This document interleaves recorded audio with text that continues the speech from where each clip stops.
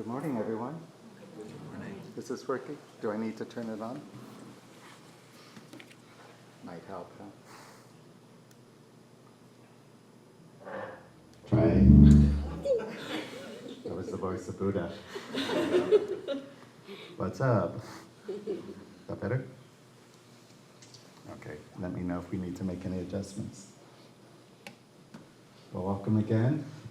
Good to be with all of you here, whether you're here in person or joining virtually online. And anyone who might not know me, my name is Tenzen, David Zimmerman, and I live at City Center, which is just a block away, and I currently serve as the central abbot of San Francisco Zen Center. And wow, what a beautiful group we've got here. I'm wondering how many people are here for the first time? Excellent, great. And how many of you are here for the one-day sitting that a number of us are joining in? Excellent. And how many people just randomly found them were in here and don't know how they got here? Yeah, me too. After 24 years, I'm still wondering, how did I get here? What happened? So, well, as I said, a number of us are participating in a day-long meditation retreats. And well, as we've been doing over the last 5 months since the renovation of Beginner's Mind Temple, we've been holding these day-long sittings at different locations, including the Unity Church right down from Zen Center, and today we're at the Haight Street Art Center, which is kind of fun, you know, to walk through the halls and see the various art exhibitions that are around, and they're putting a new one up now. Yesterday when I came, they had a bunch of mannequins in the hallway, so I guess they're going to dress them up and it'll be a costume exhibit of some sort. So yeah, it's quite an adventure to be moving around, and Tim called the last time kind of these pop-up zendos, and really finding different settings. And I think that when we do this, we get a good reminder that the point of establishing a strong and continuous Zen practice is to be able to find your place of practice wherever you are, and under whatever conditions, whatever circumstances that you find yourself encountering.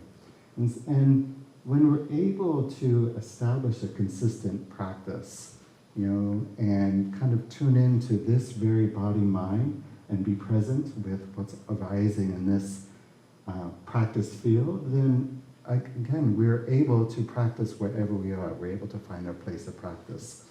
And we don't need a particular location, we don't need a particular place, we don't need particular conditions. This is one of the things I discovered when I lived at Tassajara Monastery, deep in the Ventana wilderness, how over time, the more you practice and the more you engage in practice places, you know, if you have advantage to engage with them, you realize that you internalize the temple, you internalize the practice place.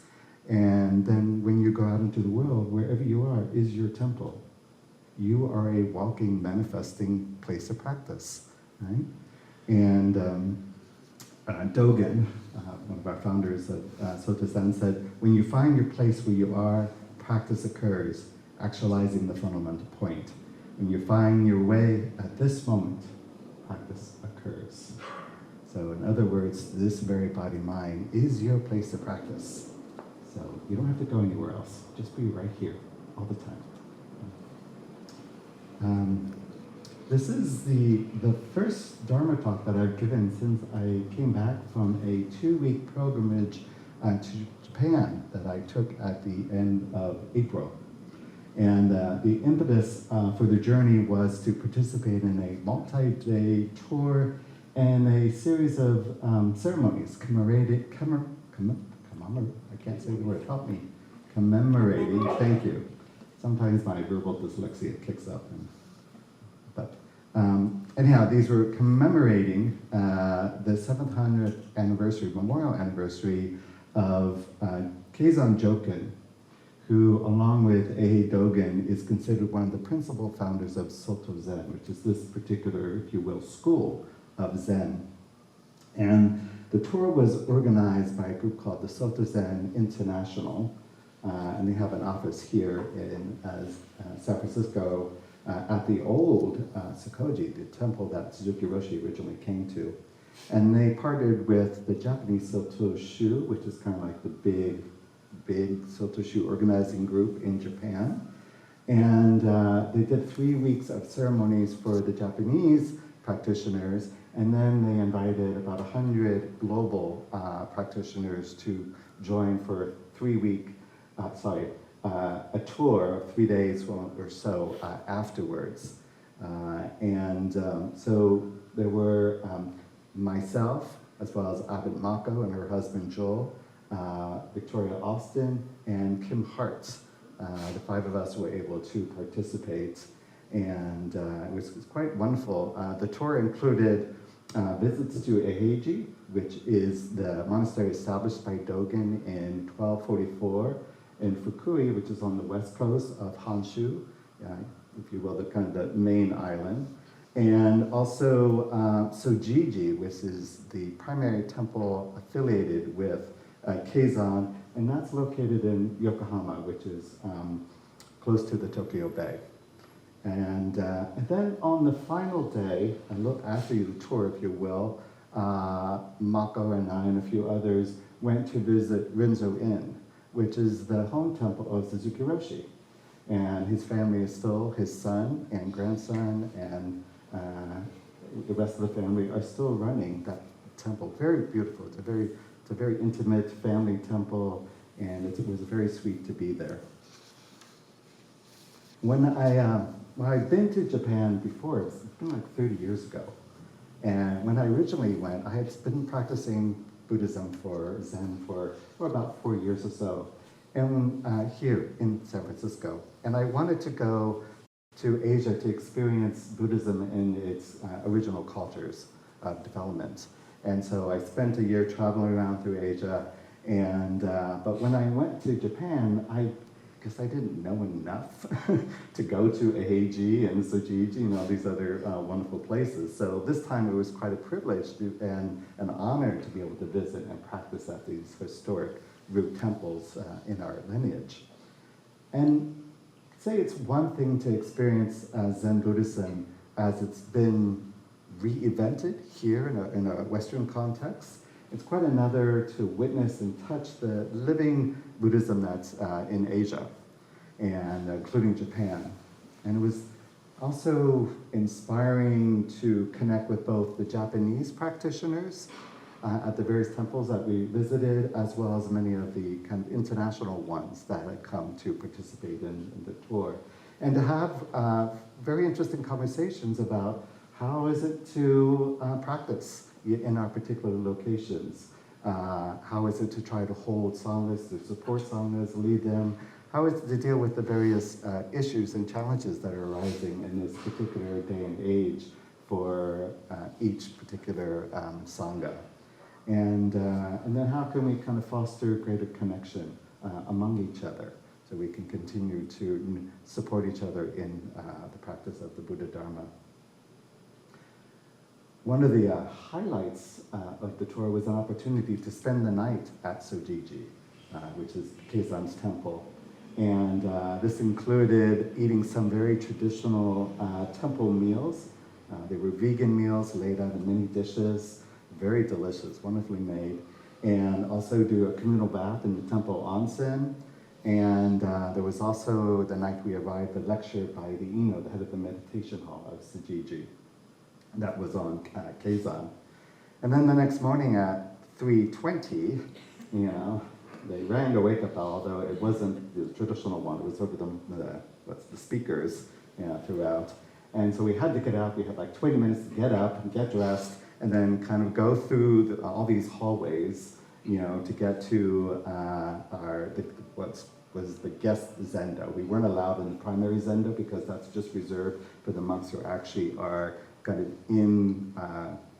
cloistered there in practice. So we went to the guest zendo, and we spent a period of Zazen, and then we went to the main hall the Dai Soto, or the Great Ancestor Hall, to participate in a series of ceremonies for Keizan. And this hall, it's dedicated to Keizan. It's actually not dedicated to the Buddha or others. It's actually for Keizan. It's huge. We were told it has 1,000 tatami mats. Right? So a tatami mat is the size of this kind of bowing mat. 1,000 of these. And also that it could accommodate 3,000 people. So, and almost as many as we have here today. Right?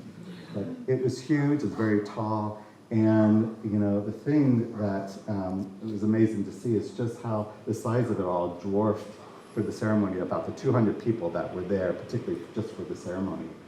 And there was something about the grand scale of the hall and the beautiful, very elaborate, very carefully choreographed ceremonies that were undertaken on behalf of Keizan that kind of underline both the vast and the inclusive heart of Zen practice, as well as a particular ethos that's known to Zen of Minmitsu no Kafu. And Minmitsu no Kafu basically describes what we would say is the Soto Zen family style, which is the style of careful, exquisite, very considerate, intimate, warm-hearted, and a continuous attention to detail that characterizes much of Zen practice. And it was really beautiful to see, to be in Japan again and see how that just comes alive, that particular practice comes alive in so many places. I'm wondering, how many of you are familiar with Keizan Jokin?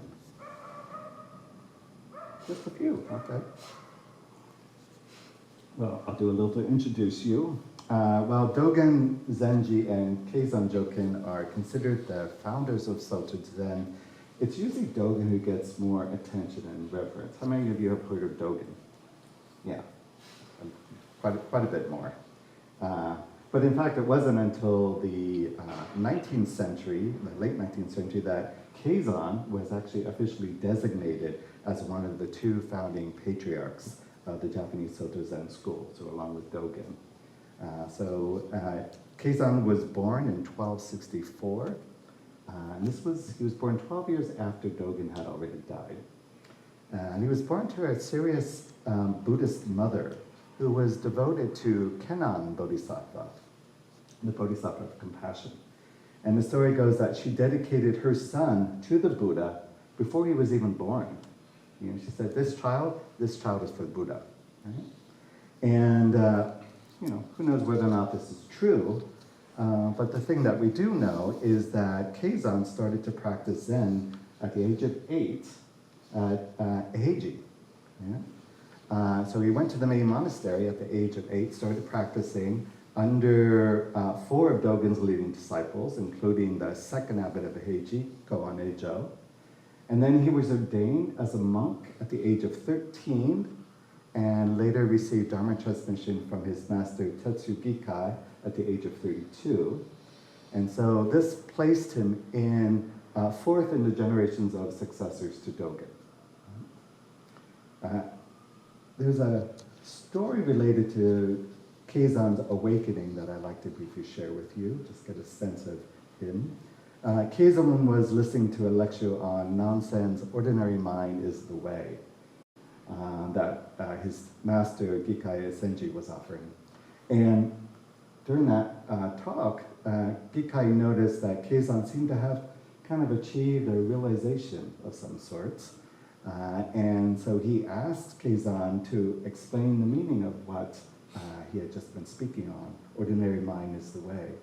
And then Keizan stated, it is like a black ball racing through pitch darkness. Okay.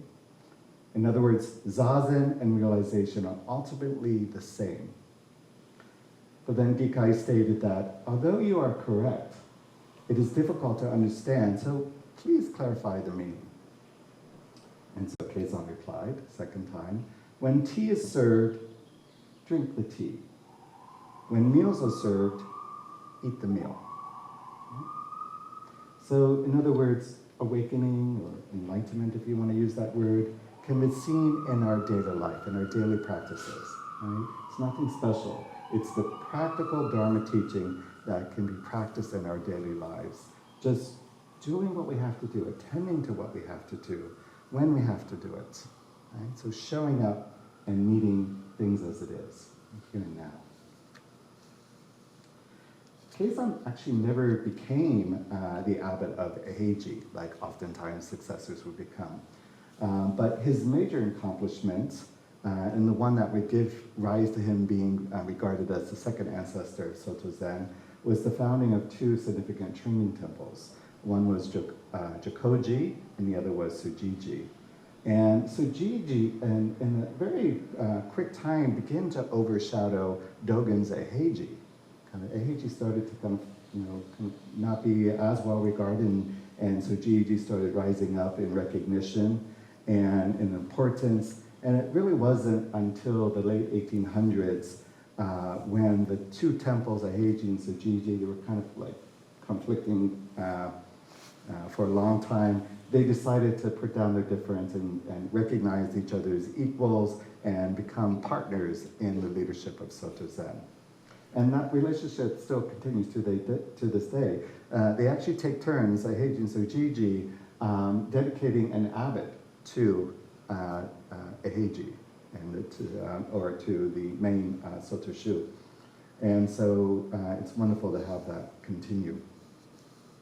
Keizan's influence on the Soto sect is often described as a counterpoint to Dogen.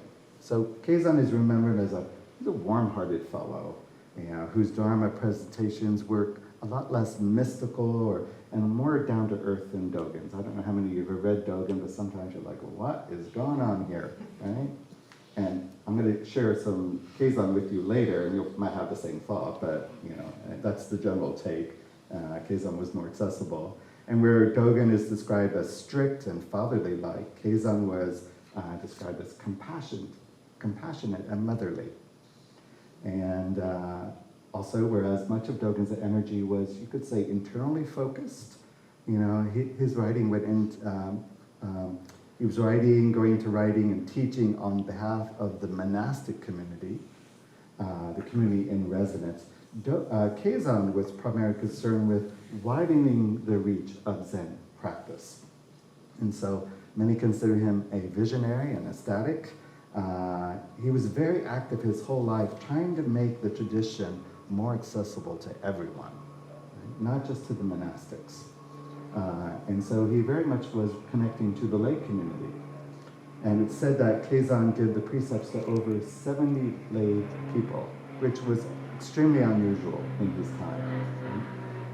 And one of the ways he was able to make Soto Zen more accessible was by synthesizing much of what was being done previously, like in the ceremonies that we chant and the way that merit was being offered, into a ceremonial form that could be more widely participated in. So, for example, today we just did a service together, and in the past, lay people couldn't participate as well. So Keizan changed that and made the ceremonies much more accessible and resonant. He also championed women practitioners, having always been very vocal about the gratitude that he felt to his mother and his grandmother for his own spiritual development. In fact, he was the first to give Soto Dharma transmission to a woman, to the nun Ekkyu. So I don't know, many of you, sometimes we chant the women ancestors here at Zen Center, and Ekkyu is included in that list. And he later went on to ordain at least 30 female students and to establish a convent. That's pretty significant for his time. And it was because of several of Keizan's Dharma heirs, including Gassen Joseki and Taigen Soshin, that Soto Zen's influence and presence in Japan was extended and expanded and was able to actually thrive for a number of centuries. There are many scholars who, perhaps nearly all, believe that without Keizan and his particular impact, Soto Zen would never have achieved the prominence that it holds within Japanese Buddhism today. So we have a lot to thank Keizan for, and since this tour, I've been wanting to study Keizan much more and get a better sense of him and his teachings.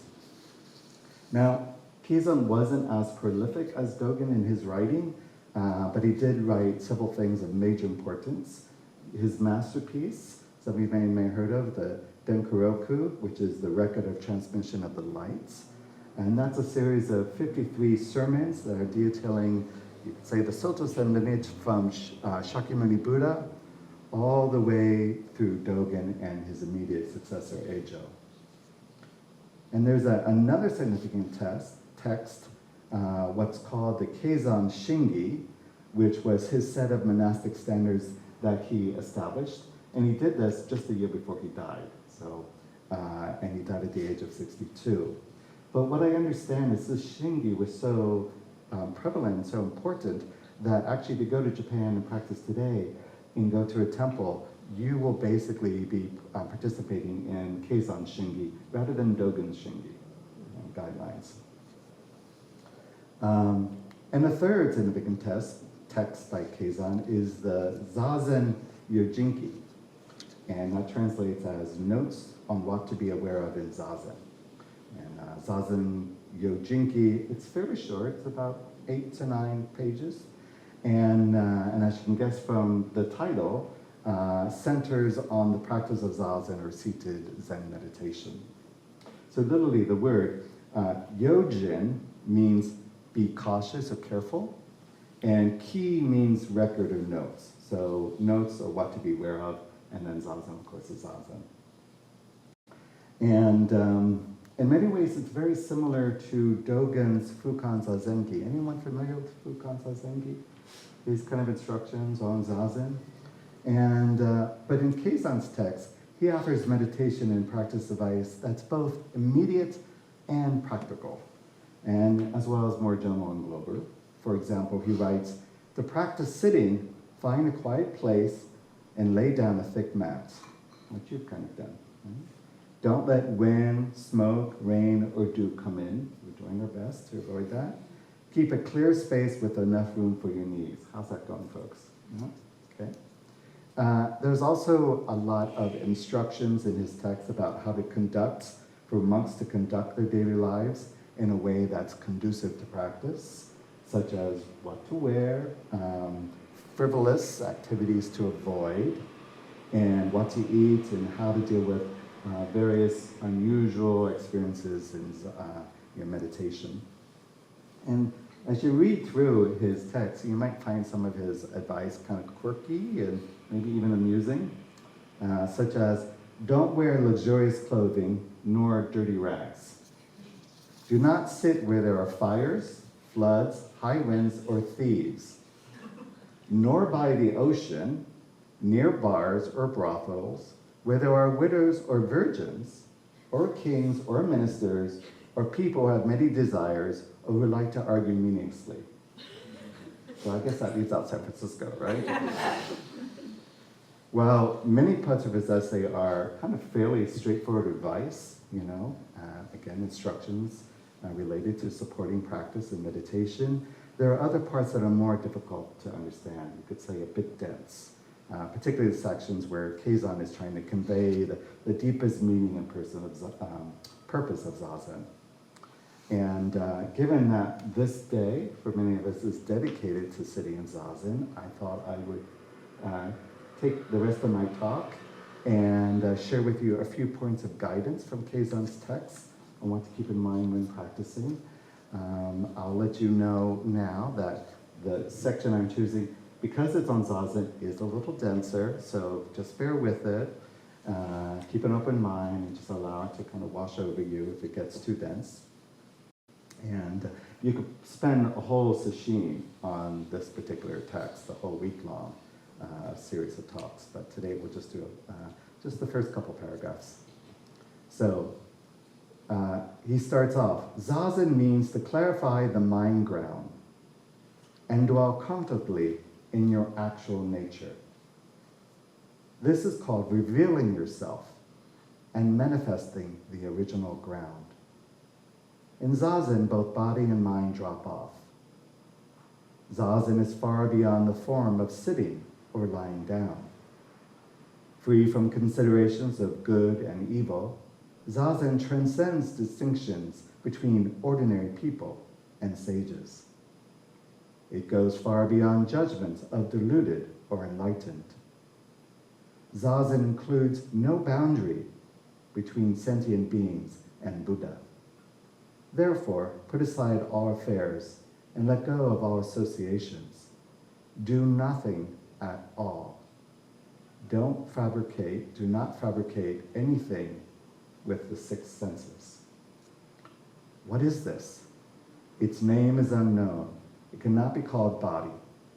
It cannot be called mind. Trying to think of it, the thought vanishes. Trying to speak of it, words die. It's like a fool, an idiot. It is as high as a mountain, deep as the ocean. Without peak or depths, its brilliance is unthinkable. It shows itself silently. Between sky and earth, only this whole body is seen.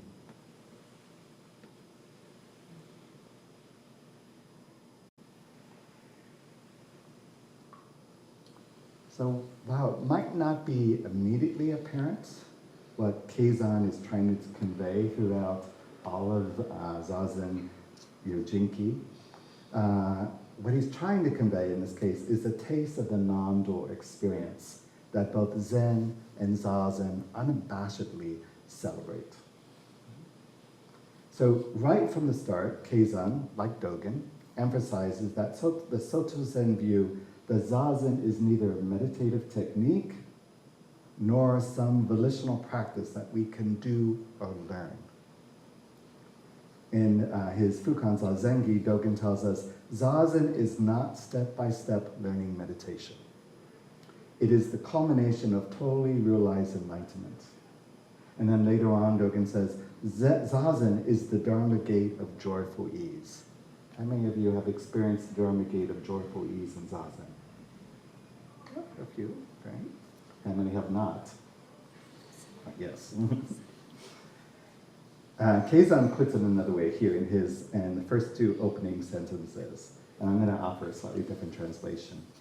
So Zazen is the way to clarify the ground of experiences and to rest at ease in your actual nature. And then he adds, this is called revealing yourself and manifesting the original ground. Another translation puts it like this, revealing your original face and the landscape of the basic ground. You hear this often. What is your original face? What was the face before you were born? Much like Dogen, Keizan doesn't espouse Zazen as a kind of perfected practice. If you do it enough, you get it just right, so that's not it. Not some practice to be accomplished. And it's also not some technique by which you're going to achieve enlightenment. I'm sorry to tell you, if you came here thinking, if I just do enough Zazen, I will become enlightened, that's not what they're advocating here, right? In fact, according to both these esteemed Zen ancestors, Zazen is not a meditative technique at all, but rather a process of revealing and resting in our true nature. Or as Keizan puts it later in Zazen Yojinki, dwelling content within your own Buddha nature. And then elsewhere, Keizan also says it this way. He says that Zazen is entering directly into the ocean of Buddha nature and manifesting the body-mind of the Buddha. Sounds pretty amazing. Now, of course, the minute we take our seat and attempt this dwelling comfortably or contently in our particular manifestation of our body-mind, this body-mind of Buddha, we realize it's not so easy. Almost immediately, all kinds of thoughts and emotions and sensations kind of just flood in, and they leaving us feeling anything but content or at ease. Not only is Zazen not easy, but as our Soto Zen tradition tells us, only a Buddha can do Zazen. That's to say that Zazen is not a path to becoming a Buddha. We can't make ourselves into Buddhas by sitting Zazen any more than one can make a mirror by polishing a tile. So we need to disabuse ourselves of any notion that Zazen is a technique or a means or a tool for becoming a Buddha, much less for achieving something called enlightenment. So what then is Zazen? Well, as Keizan and other Zen essays have repeatedly put forth, Zazen is a gesture of awakening. It's a profound expression and a verification of who you already are. In fact, what each of us already is, and what everything and all phenomena already is. A verification of that. So as such, Zazen is an act of concurrently revealing, manifesting, and resting in ease in and as our basic ground of being, our fundamental nature, our Buddha nature. So again, the opening sentences of Zazen, Yojinki. Zazen means to clarify the mind ground and dwell comfortably in your actual nature. This is called revealing yourself and manifesting the original ground.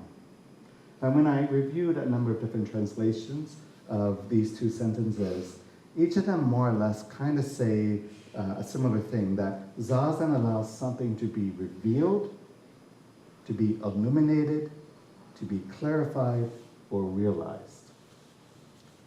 And what is it that's illuminated or clarified? Well, again, depending on the translation you're looking at, it's called the mind. So the mind is clarified, the primordial mind. Another translation says it's the ground of experiences or the foundation of our minds. Shahako Okamura identifies it as the mind ground. But you want to ask him, what exactly is this primordial mind or mind ground? And how is it that Zazen clarifies it or reveals it? Another name for it that I tend to gravitate to, even if it's not perfect, is simply the word awareness. And all the same, we want to be careful about fixing any kind of a definitive label to our ground of experience, right? Because as we're constantly reminded in Zen, it cannot be fixed. You can't capture or fix or sum up in any way, your ground of experience, fundamental nature. Nor is it an object that we can somehow experience or identify as separate from ourselves. So our mind ground, our fundamental nature of awareness, can just be experienced. It's impossible to definitively name or grasp. Keizan points this out a little further down in his text, which I read. He says, "What is this? Its name is unknown. It cannot be called body. It cannot be called mind. Trying to think of it, the thought vanishes. Trying to speak it, the words die." So whatever this mind ground is, there isn't a living word for it. And thinking about it or using thought to get to it only actually makes it disappear. You ever notice this when you try to actually look at your thoughts? They kind of go away. They just kind of evaporate when you turn the light of awareness onto them. And yet, all the same, we need to use words and language as supportive pointers to the Dharma. This is how we share the Dharma with each other, right? Help us in our practice, our path of practice. That's why we have all these wonderful words and teachings from various Zen ancestors. Dogen himself goes on later in the opening section to call this unnameable, ungraspable a body. So he says, between sky and earth, only this whole body is seen. And he also calls it mind, saying that it is this mind which is enlightenment itself. So I think by using these terms, Keizan's pointing to the relationship between body and mind and their place in our our experience of being. Body and mind together give rise to our experience of being. As one commentator noted, mind points to the role of our awareness in our experience of the non-dual. Body points to the reality of our life that's beyond words and concepts, but is always pervasive and present. And yet no single word or concept captures the whole deal. So all we do to truly experience and manifest this body-mind ground of Buddha is to take up the activity of Zazen and to allow it to be revealed.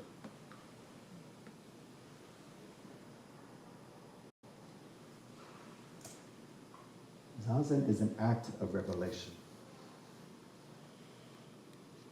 Now, we want to be careful about not making this mind ground into some kind of mind that is separate or that's somehow maybe buried below our everyday mind and which can finally be revealed if we get the everyday mind out of the way, right?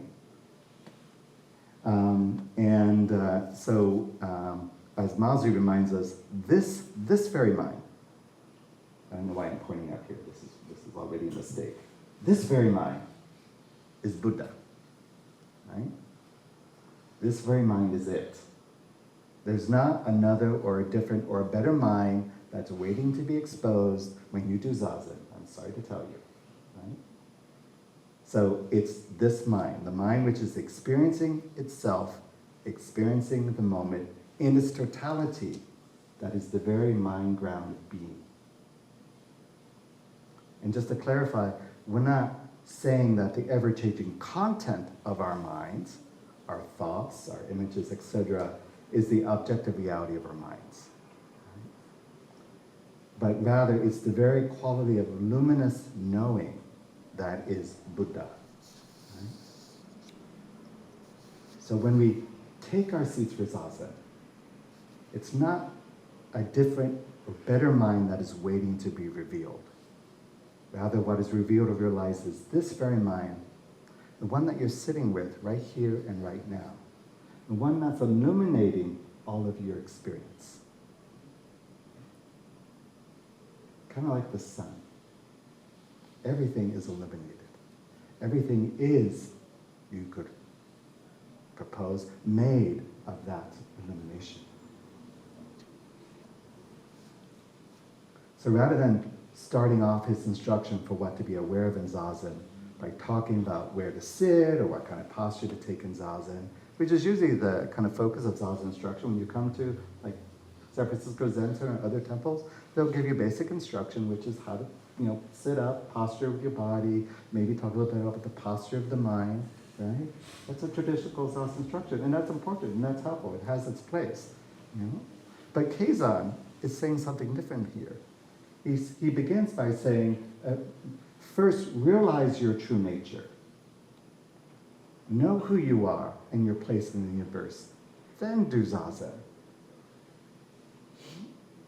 So he's recommending that we begin by connecting to something that's more essential than our physical and mental posture, or even our breath, even though they're helpful touchstones, right? He's pointing to something else. And what is this? Even though its name is unknown, as Keizan said, we can nevertheless venture one. We have to use language, right? As I suggested earlier, we might call it awareness. Now I'm going to venture to call it something else. I'm going to call it the direct, unmediated experience of being alive. The direct, unmediated experience of being alive. Can you taste that right now? Don't think about it. Don't look for it.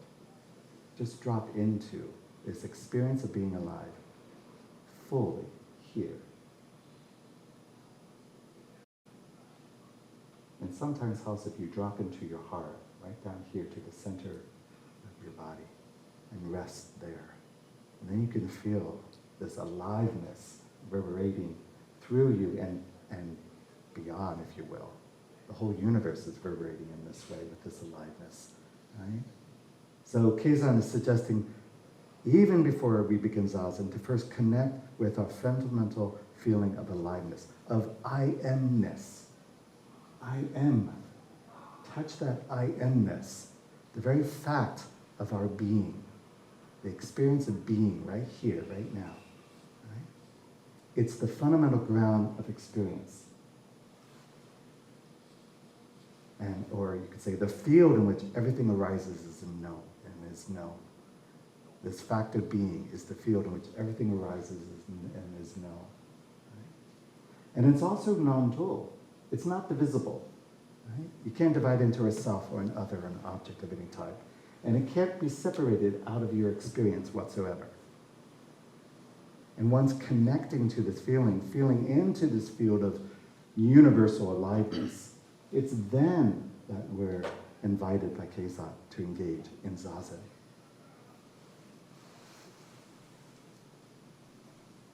Keizan continues, he says, in Zazen, both body and mind drop off. Zazen is far beyond the form of sitting or lying down. So those of you who are familiar with Dogen will have heard before this description of body and mind dropping off as a key experience in Zazen. And he gave a short Dharma Hall discourse in his Ehi Kuroku, and he says that body and mind dropped off is the beginning of our effort. Dropping off body and mind it's a very important technical phrase for Dogen. In Japanese, shinjin datsuraku. And body and mind dropped away is what the name that Dogen uses for Zazen. So you're sitting here engaging in Zazen, you're sitting here engaging, dropping off body and mind. And for him, Zazen is simply dropping off body and mind, but this dropping off is dropping off your concepts of and your identification with your bodies and minds. And in such dwelling, again, in this non-dual awareness, which is beyond body-mind fabrications. And it's also Dogen's name for Anuttara Samyak Sambuddhi, which is complete, unsurpassed, perfect enlightenment. Keizan next points out in his text that Zazen transcends dichotomies or dualities. He says that Zazen is a matter of going beyond such forms of sitting or lying down. And so don't think that Zazen is only taking a sitting posture or lying down posture. You can do Zazen in many different ways. It's beyond any posture. He writes, free from considerations of good and evil, Zazen transcends distinctions between ordinary people and sages.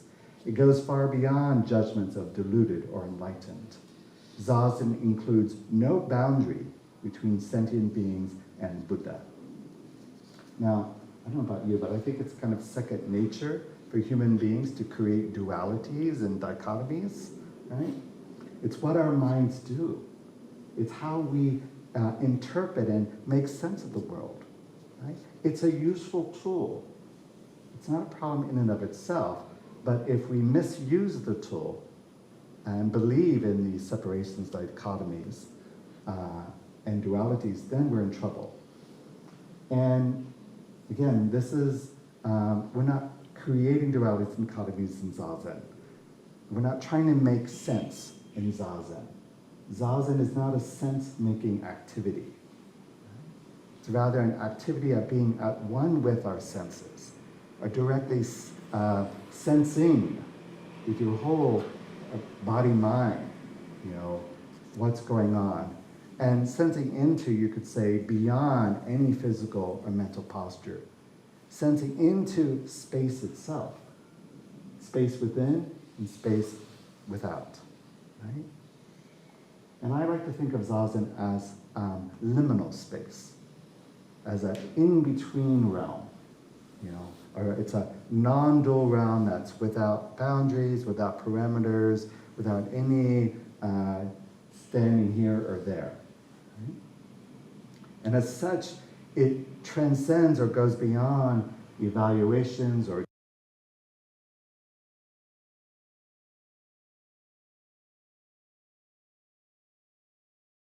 and sages, delusions and enlightenment, sentient beings and Buddha's body and mind. It goes beyond all those distinctions. So how then do we go beyond dualities and dichotomies? How do we learn to rest in the liminal space of Zazen? Well, one way that Keizan suggests is by first, he says, putting aside all concerns, shed all attachments. So in other words, stop dwelling in your problems or your ideas about your problems. How often you actually come down, you sit on Zazen, and then you spend the whole period just thinking about all the problems you have, all the challenges, the issues, what so-and-so said to you, what you're going to do, planning, et cetera, right? So much of our psychic emotional energy is taken up by worrying or by planning or trying to manipulate or fix things, ourselves or our world or our lives, to be a certain way that we imagine ultimately will make us happy or more at ease. Mm-hmm. And sure, there is a time and place to consider how to take care of what needs to be taken care of, how to address the various challenges and the various injustices in the world. We need to do that. There is a time and place for that. But so often our minds just kind of indiscriminately chew, mindlessly, if you will, about any kind of direction on whatever pops up to them. And Zazen is not the place for that, right? Keizan also advises to shed or drop your various attachments. And whether there's attachments to material objects or various desires, and I'll let you kind of list all those for yourself. And particularly to drop your attachment to your sense of self. Right? Probably the hardest thing to do. It's the stickiest attachment of them all. Right? Near the end of Zazen Yojinki, Keizan says that when we are thinking, the various views have not been put to rest, and the mind is still running over. It's kind of like someone left the faucet on. It keeps running on and on and on. Zazen alone brings everything to rest, and flowing freely reaches everywhere. So again, no boundaries. Zazen is like returning home and sitting in peace.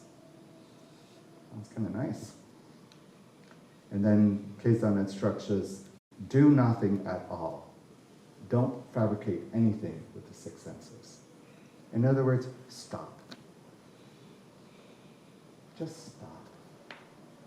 Stop the tendency to try to fix things or move away from reality as it's presenting itself, or trying to fabricate another one. Just stop.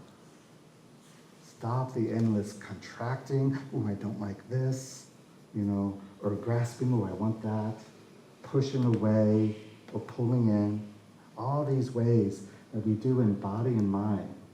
It's fascinating, we sit down sometimes, we come as Zazen, we stay still, and our minds are still pushing and pulling, contracting and moving all over the place.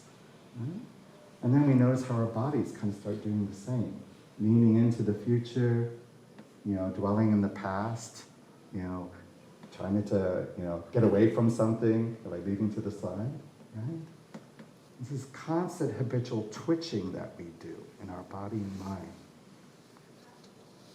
So do nothing, says Keizan. But I think we have to be careful with this idea of do nothing at all. Our practice of Zazen is also known as shikantaza. It's a Japanese term which basically translates as nothing but precisely sitting. So the whole point of shikantaza is just to sit here. Right? Doing nothing but sitting with the fullness of our being.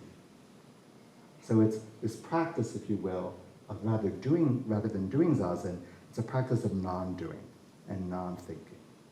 Or you could say doing, non-doing, and thinking, not thinking. Right? However, it's so difficult for us that we can hardly even conceive of the possibility of doing this, right? Instead, we kind of sit here and we kind of think, I'm supposed to meditate. Right? We have an idea what meditation is, right? And so we try concentrating. I'm supposed to concentrate or be aware of this moment or have my mind be a certain way or have me be a certain way. And we still just do all this, right? But it's impossible, right? What's being asked is, just be here, doing nothing. And it's hard for us to do anything but really absolutely nothing. nothing other than resting in the ocean of reality, resting in our Buddha nature as it's manifesting here and now. Half a page to go, folks, and we'll be there. So this doing nothing that Keizan is encouraging us to do in his description of Zazen is resting comfortably in your actual nature. So when we put aside our concerns, shed our attachments and do nothing at all but simply relish being aware, then we can fully rest in our direct, unmediated experience of being alive.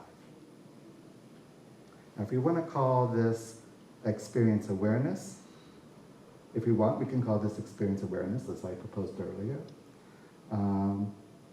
Then we can simply rest, you could think of it as rest in and as awareness. So resting in and as awareness. And we're not resting in a thing that is awareness. You know, sometimes we want to make awareness into a thing. This is, we want to make emptiness into a thing. There is no thing called emptiness. There's no thing called awareness, right? So we're not resting in a thing that is awareness, but in the essential experience of being aware. Another way that this is sometimes described as is being aware of being aware. Maybe you've heard that before. Being aware of being aware. So when we can rest in awareness as awareness and being aware of awareness, then we come to realize that Zazen, that meditation, is fundamentally something we are. It's not something we do. Zazen is something we are. Meditation is what we are, not what we do.